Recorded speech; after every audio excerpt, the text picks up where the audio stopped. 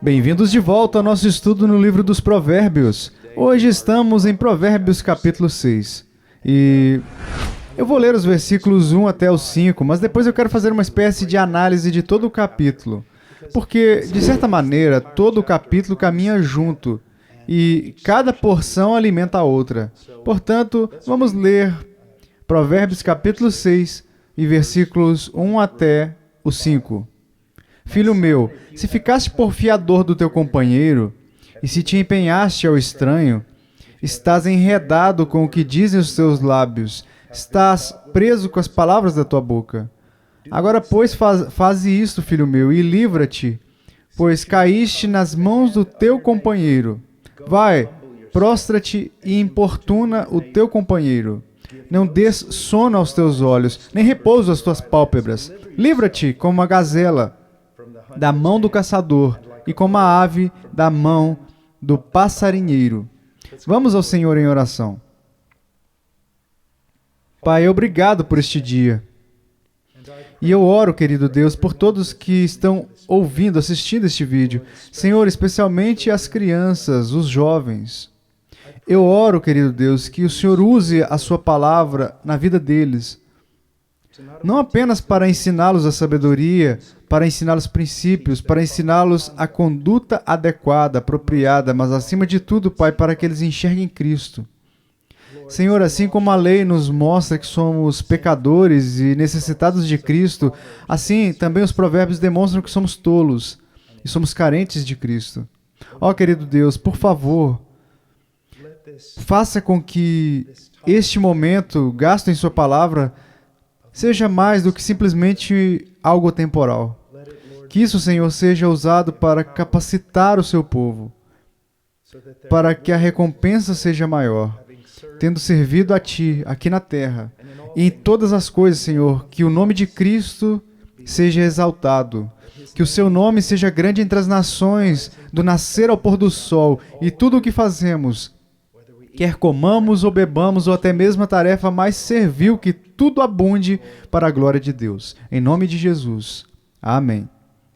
Agora, antes de começarmos, eu quero apenas dizer que é um privilégio enorme para mim sentar aqui.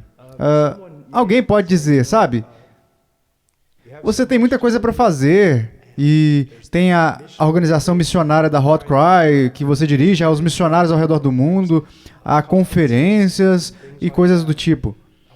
Por que você gasta tanto tempo ensinando as crianças? Ora, porque é aqui que tudo começa. Jovens, me escutem. Se vocês puderem começar agora, sabe? Alimentando vocês mesmos, literalmente, da palavra de Deus, cultivando um relacionamento com Cristo por intermédio da sua palavra, por meio da oração, isso irá mudar tudo. Não apenas a respeito da sua juventude, mas irá mudar tudo sobre a sua vida. E eu rogo a vocês, em todas as coisas que vocês podem aspirar, aspire a isso. Aspire a isso, conhecer a Cristo e conhecer a sua palavra, e a vivê-la em um mundo que às vezes é bastante obscuro. Agora, aqui no capítulo 6 do livro dos Provérbios, temos algo tipo, creio que poderíamos intitular isso de uma navegação pelo mar escuro deste mundo obscuro. Sabe, à medida que passamos pela vida, vamos descobrir que há muitos obstáculos, há muitos recifes que estão escondidos e são perigosos. Sabe, às vezes, quando pensamos em recifes, pensamos nos belos peixes e nas belas cores debaixo d'água.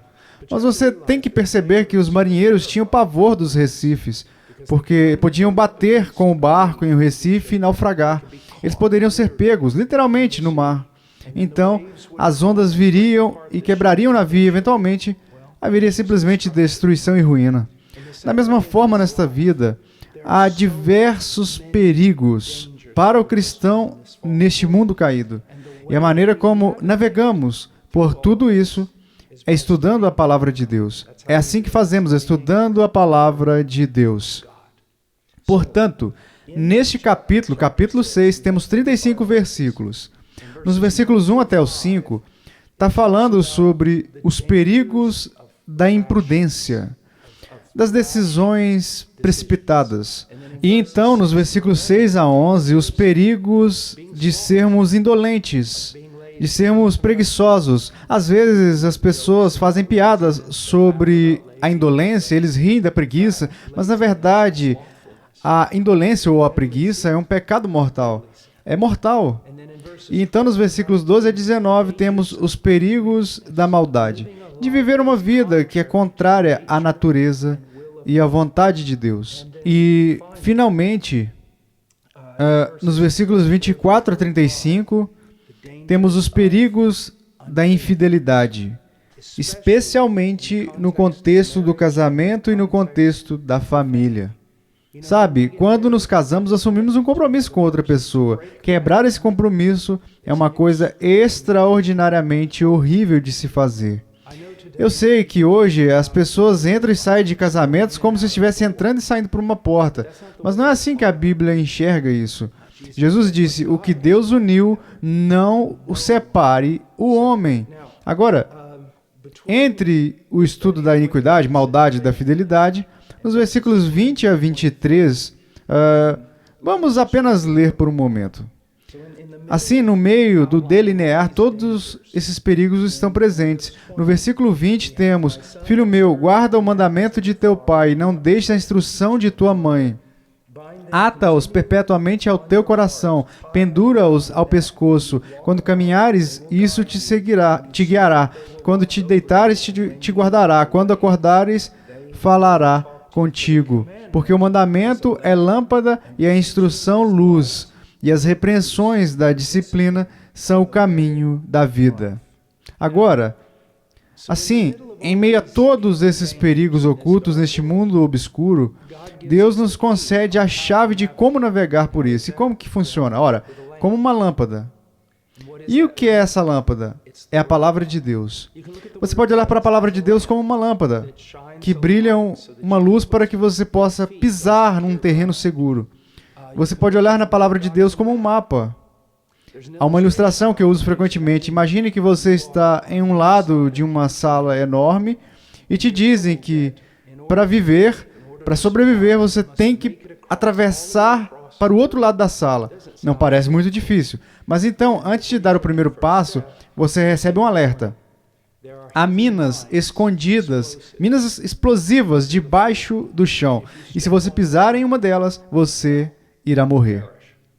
Agora, você tem um problema, você tem que cruzar a sala, mas é uma jornada um tanto mortal, perigosa. Portanto, a questão é, como você pode navegar no que não enxerga? Ora, se alguém te der um mapa e disser 2 passos à frente, 3 passos à sua direita, 1 passo à frente, 6 passos à sua esquerda, eventualmente, se você caminhar com cuidado, se você caminhar tendo estudado o mapa e caminhar de acordo com o mapa, você pode atravessar a sala seguramente. Ora, é a mesma coisa que temos diante de nós hoje em dia.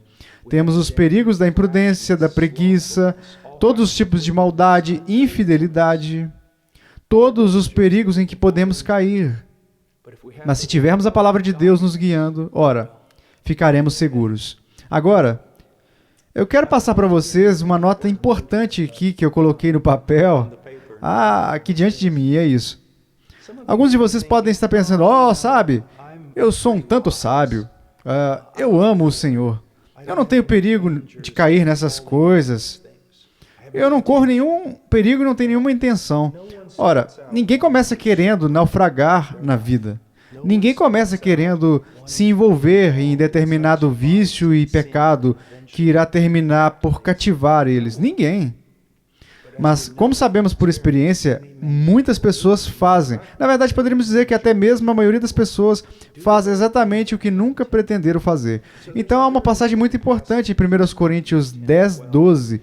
E, especialmente como jovens, vocês precisam conhecer e praticar, entender e aplicar este texto a vocês. 1 Coríntios 10, 12. Aquele, pois, que pensa estar em pé, veja que não caia. Sabe, eu louvo a Deus se você gosta de estudar no homeschooling e você está protegido de muitas coisas obscuras que existem nesse mundo, mas vocês precisam entender que isso simplesmente não é o suficiente. Você é capaz de todos os tipos de pecado. Portanto, você precisa, de certa forma, viver com temor. Você diz, temer o diabo? Absolutamente. Mas também, deixa eu te contar uma coisa. Você também tem que temer o que está dentro de você. Porque, embora você seja um cristão, você tem um novo coração. Você precisa entender que ainda há a carne.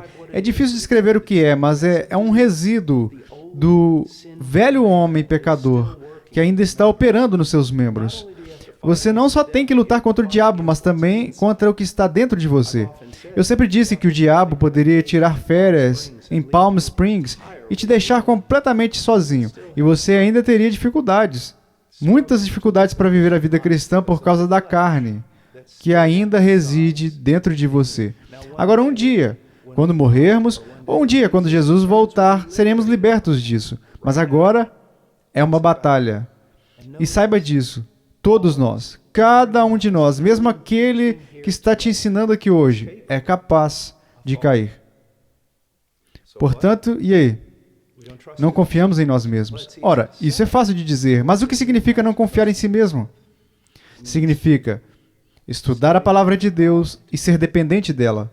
Não confiando na sua própria sabedoria, mas confiando na sabedoria da palavra. E significa orar por vida e poder. Porque só porque você sabe de algo não significa que você sabe tudo. Porque não é só saber, é fazer. E não apenas fazer de vez em quando, mas fazer do fazer a própria prática e costume de sua vida. Ok. Agora vamos continuar e vamos ver os versículos 1 até os 5. Vou lê-los novamente. Filho meu, se ficaste por fiador do teu companheiro e se te empenhaste ao estranho, estás enredado com o que dizem os teus lábios, estás preso com as palavras da tua boca. Agora, pois, faze isto, filho meu, e livra-te, pois caíste nas mãos do teu companheiro. Vai, prostra-te e importuna o teu companheiro. Não des sono aos teus olhos, nem repouso às tuas pálpebras. Livra-te como a gazela da mão do caçador, e como a ave da mão do passarinheiro. Ok, agora, vamos olhar para o versículo 1. Antes de tudo, filho meu, nós já falamos muito sobre isso, mas eu quero continuar pressionando isso na mente de vocês. Na maioria das vezes, quando seus pais estão tentando ensinar algo para vocês, é porque eles amam vocês. E aqui nós temos... E eles estão sentindo temor por vocês. Então, aqui temos um pai que está falando com seu filho. Agora, muitos de vocês não têm filhos. Vocês são filhos. Ora, posso dizer algo que provavelmente seus pais disseram muitas vezes, mas é verdade. Você nunca pode entender o que é ter um filho e amar um filho até você ter um. Você os ama. Você daria sua vida por eles. Você não deseja que todos os erros que você cometeu sejam cometidos por eles. Você deseja... Você não existe para roubar toda a alegria deles. Você não é o destruidor dos sonhos da família, mas você dá instruções e proibições e ensina porque anseia que seus filhos tenham uma vida maravilhosa e você quer que eles evitem aquilo que não só pode atrapalhar, mas também destruir. Então ele diz, filho meu. Portanto, qual é a fonte desse conselho? Eu quero que pensemos nisso de 3 formas. Antes de tudo, é um pai que ama e se preocupa com o bem-estar do seu filho. Portanto, este conselho não vem de alguém que deseja manipulá-lo, ou coagi-lo, ou te levar a fazer algo errado. É um conselho vindo de alguém que te ama. Em segundo lugar, um pai conhece os perigos desta vida. Eu já ouvi jovens dizendo, eu amaria ir para a selva, eu não tenho medo da selva. E eu digo a eles, vocês não têm medo da selva porque nunca estiveram lá. Você não sabe o que há naquela selva. E você não sabe o quanto irá precisar dos povos indígenas para sobreviver lá. Veja, você pensa de uma certa maneira porque não tem experiência nisso. Ora, um pai já viveu por muitos anos, mais do que o seu filho, e ele entende os perigos desta vida. Há uma passagem em Jó 12:12 que diz, está a sabedoria com os idosos, e na longevidade o entendimento. Agora, este é um tema geral em toda a Bíblia. E eu preciso apontar isso. Por quê? Porque a nossa cultura diz exatamente o oposto. Eu me lembro de, ainda jovem, quando você assistia, talvez, a programas infantis ou programas na TV, eles tentavam atrair os jovens e parecia que os heróis desses programas, as pessoas que possuíam toda a sabedoria nesses filmes na televisão, eram crianças ou adolescentes. E que os pais estavam sempre meio fora de contato com a realidade, eram desajeitados, estavam sempre tropeçando e tinham que ser ensinados pelos filhos. Isso é absolutamente absurdo. É um absurdo. E não é assim que de fato funciona, mas é assim que o diabo quer que vocês enxerguem. É como se o diabo quisesse que os homens pensassem que sabem mais do que Deus. Então o diabo quer que as crianças pensem que sabem mais do que os adultos. Muitas vezes eu disse aos jovens, não apenas você não sabe a resposta, você nem tem mesmo as perguntas. Então é um pai que conhece os perigos dessa vida. E é um pai que entende a credulidade da juventude. Como os jovens são ingênuos. Agora, o que significa que eles são crédulos? Isso significa que é fácil enganá-los. É fácil desiludi-los. Isso é, por quê? Você simplesmente não tem a experiência. Você simplesmente não tem o conhecimento. E essa é uma das razões pelas quais ouvimos conselhos, porque simplesmente não sabemos. E uma das coisas mais sábias que você pode fazer é perceber que você não sabe. Sabe, eu falo muito sobre os meus anos no Peru. Eu amo o Peru. Eu amo as montanhas, as selvas, as cidades. E, sabe, sempre quero que todos saibam que fiz muito naquelas selvas. Mas apenas porque eu estava com pessoas que realmente sabiam o que estavam fazendo. Veja, se você tivesse me colocado como um garoto da fazenda de Illinois, no meio daquela selva, eu teria muitos problemas. Mas o fato é que eu estava cercado por pessoas que nasceram naquela selva. Pessoas que receberam de geração após geração o conhecimento da selva. Pessoas que estudaram e viveram na selva. Enquanto eu estava com eles, enquanto eu estava seguindo os conselhos deles, eu estava seguro. Vocês estão entendendo? De fato, reconhecer que eu não sabia o que estava fazendo, estar disposto a ouvir o conselho dos outros, não limitou a minha vida como o diabo quer que você pense, que tirou a minha liberdade. Isso me deu liberdade. Isso me deu a habilidade de fazer coisas e ir a lugares que eu nunca seria capaz de ir sozinho. Não apenas na selva, mas também na cidade. Um querido amigo meu, seu nome é Paco Laos, e ele era o mais habilidoso que se pode ter na cidade de Lima. Então, eu poderia ir a lugares diferentes e pregar, estar em bairros ou lugares perigosos e sem sentir medo. Por quê? Não porque eu sabia o que estava fazendo, mas porque eu ouvia quem sabia, quem tinha experiência. Agora, você pode dizer, só porque sou jovem não significa que sou ingênuo ou crédulo. Ora, ouça o que a Bíblia diz. Associa ser ingênuo e fácil de ser enganado com ser jovem. Os dois caminham de mãos dadas. Então, em Provérbios 1:4 diz, os provérbios foram escritos para dar aos simples prudência e aos jovens conhecimento e bom siso. Agora, lembre-se do que aprendemos sobre provérbios. É muito importante. É frequente no livro dos Salmos, na literatura sapiencial, nos provérbios, é chamado de paralelismo hebraico. A Bíblia vai dizer algo e depois vai dizer novamente usando termos diferentes. Mas esses termos diferentes nos ajudam a entender os termos que foram usados anteriormente. Então diz, para dar aos simples prudência e aos jovens conhecimento e bom siso. Então, está ligado a prudência e a discrição. Dar prudência e conhecimento, discrição aos jovens. Então, a prudência e o conhecimento, a discrição, a prudência e o conhecimento estão linkados à juventude, a ser jovem e ingênuo.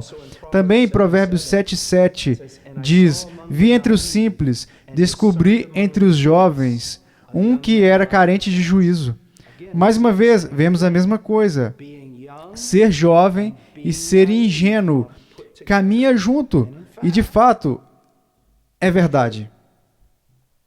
E se você, como um jovem, percebesse que não sabe tanto quanto pensa que sabe, então isso começa a sua jornada até o aprendizado. Mas nunca se esqueça disso.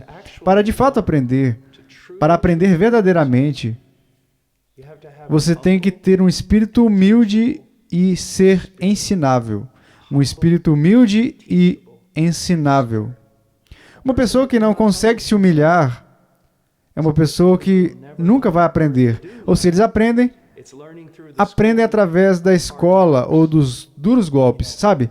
Há um ditado por aí, viva e aprenda, e eu não recomendo. Porque significa aprender pela experiência. Você quer aprender pela experiência que um grande tubarão branco é perigoso? Acho que não. É melhor aprender com outra pessoa, um biólogo marinho, que um grande tubarão branco é perigoso. E a partir desse conhecimento, continuar vivendo. Isso deixa você com muito menos cicatrizes no fim. Isso é outra coisa. Seus pais, eles viveram o suficiente, eles provavelmente têm algumas cicatrizes. E eles têm algumas cicatrizes por causa de algumas decisões erradas e antibíblicas em suas vidas. E quando eles te alertam com tanta veemência para não fazer a mesma coisa, é porque eles simplesmente não querem que vocês tenham as mesmas cicatrizes. Estão entendendo? Ok. Portanto, outra coisa sobre ser jovem, existe uma tendência dos jovens quererem agradar aos outros. Mas o mais importante, eles querem ser aprovados pelos outros. Eles querem se encaixar.